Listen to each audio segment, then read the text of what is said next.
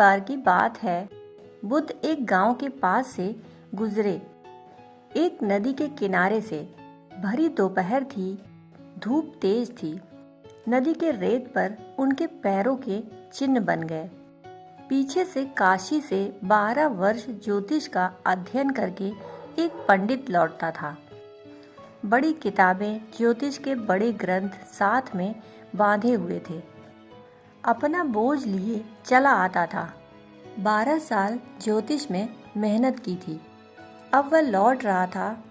उसने वहां देखा कि रेत पर पैरों के चिन्ह पड़े हैं। वह चौंक गया, क्योंकि चिन्ह को देखने से उसे पता चला कि जिसको ज्योतिष के शास्त्र कहते हैं कि इस आदमी को चक्रवर्ती सम्राट होना चाहिए, और भरी दोपहरी में इस छोटे से गांव में साधारण सी नदी के किनारे रेत पर चक्रवर्ती राजा नंगे पैर चलेगा। उसने कहा कि लगता है कुछ गड़बड़ हो गई। चक्रवर्ती और एक साधारण से गांव में, और इस गंदी सी नदी की रेत में, और वो भी नंगे पैर भरी दोपहरी में। तो अगर चक्रवर्ती सम्राट ऐसे नंगे पांव घूम रहा हो तो इन किताबों को तो नदी में डुबा देना चाहिए। मेरे 12 साल व्यर्थ हो गए। वह ऐसा सोचकर घर लौट जाना चाहता था, पर उसने सोचा कि जरा खोज तो ले कि चक्रवर्ती आसपास में ही कहीं हो, क्योंकि पैर के निशान इतने ताजे थे कि अभी अभी ही गुजरा होगा। वह पैरों के पीछे पीछे चल पड़ा। एक वृक्ष की छाया के नीचे बुद्ध विश्राम करते थे। आंख बंद थी, पैर टिके थे।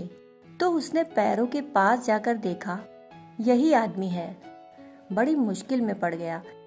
पास में भिक्षा का पात्र रखा है। चक्रवर्ती होने का कोई सवाल न दिखा। देखा भिक्षु है, फटे कपड़े पहने हुए है, परंतु चेहरा तो चक्रवर्ती का ही मालूम पड़ता है।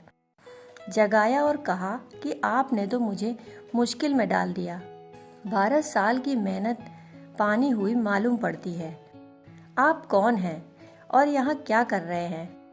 आपके पैरों के चिन्ह तो कहते हैं कि आप चक्रवर्ती सम्राट हो। तो इस भरी दोपहरी में इस साधारण से गरीब गांव की नदी की रेत पर यहाँ किस लिए आए हो? आपके साथी संगी कहाँ हैं? दरबारी कहाँ हैं? अकेले इस वृक्ष के नीचे क्या कर रहे हो? फटे पुराने कपड़े क्यों पहने हो? यह कैसा नाटक है? और यह भिक्षा का पात्र क्यों लिए हो? बुद्ध ने कहा, मैं तो भिक्षु ही हूँ। उसने कहा, फिर मेरी किताबों का क्या फायदा? नदी में फेंक दूं? 12 साल मेहनत बेकार गई। बुद्ध ने कहा, नहीं, किताबें काम आएंगी। किताबें ले जाओ।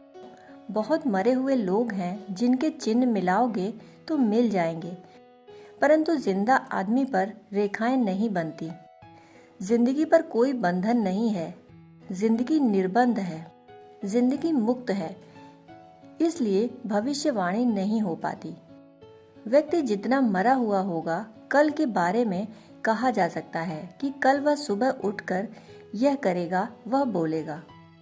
व्यक्ति जितना जीवंत होगा, उतना उसके कल के बारे में कुछ भी नहीं कहा जा सकता। कल वह क्या करेगा, क्या कहेगा, कैसे उठेगा, कैसे जिएगा, कुछ नहीं कहा जा सकता। जिंदा आदमी अपने हाथ की सभी रेखाएं गलत कर सकता है। दोस्तों, कहानी सुनने के लिए आपका बहुत बहुत आभार।